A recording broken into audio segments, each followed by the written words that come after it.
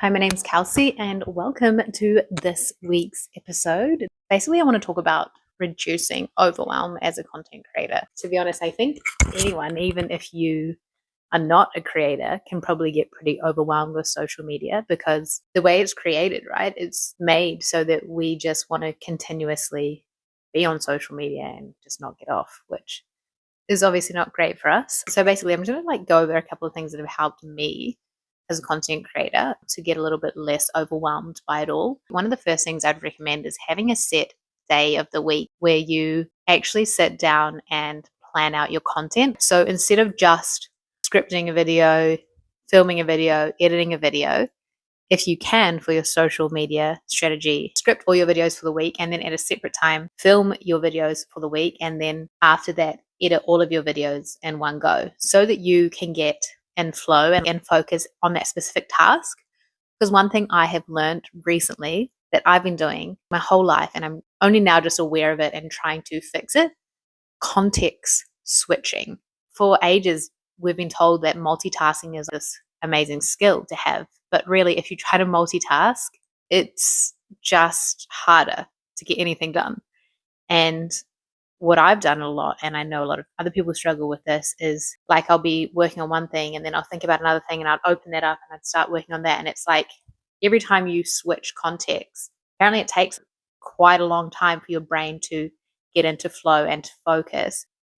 You could be wasting the whole day just switching between tasks, and then you get to the end of the day and you wonder why you didn't get anything done. But it's because you were literally switching context too often. The second thing I feel like helps reduce overwhelm as a content creator or anyone posting on social media, like, get off your phone. I don't know. I feel like a lot of people struggle with this. It's so easy when you're not doing anything just to pick up your phone and check your notifications, or just have a quick check, quickly open social media and just see what's going on. And then you lose time and all of a sudden you've been scrolling social media for half an hour and you don't even know why. You forget why you were even on the app in the first place. So as much as you can, I would try to not be on your phone, which is definitely easier said than done.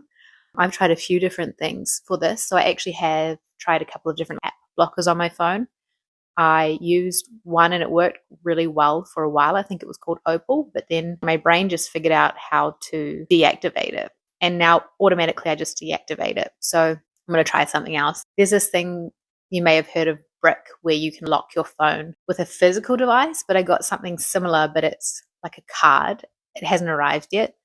It's a card, so you can lock yourself out of the apps that are distracting you, but you physically have to tap the card to be able to unlock the apps, which I think will be quite helpful for someone like me, and potentially you too, because you could put the card in a really inconvenient place, put it in your car or just somewhere where you won't easily just go grab it. On your phone, you can just turn off your app blocker. So I think that that's going to be really helpful and something that you may want to consider. The third one would be limiting your work hours. I know as a creator, as a solopreneur, as someone who's self-employed, I'm like always in work mode and it's very hard to switch off. But I've actively now started being like, no, in the weekends I don't work. So trying to really limit your working hours does help, because I also feel like in those times when you have time off, you actually are more creative. I've also recently learned about this thing called, I think it's DND. Anyway, it's a system or something, this function in your head that, like, when you're just like going about your day and not actively trying to force the thinking, that's when all these ideas come together in your head and connections start to be formed because you're more in a relaxed state. So resting is actually productive and helpful when you are a creative person. So yeah, definitely rest more and limit your working hours. Easier said than done, right? Probably the fourth one I found helpful is getting outside and walking or doing something outside. Things always just feel better when you go out for a walk. I don't know what it is, but I think that really helps with your creativity as well, not being on your phone, getting outside, going for a walk.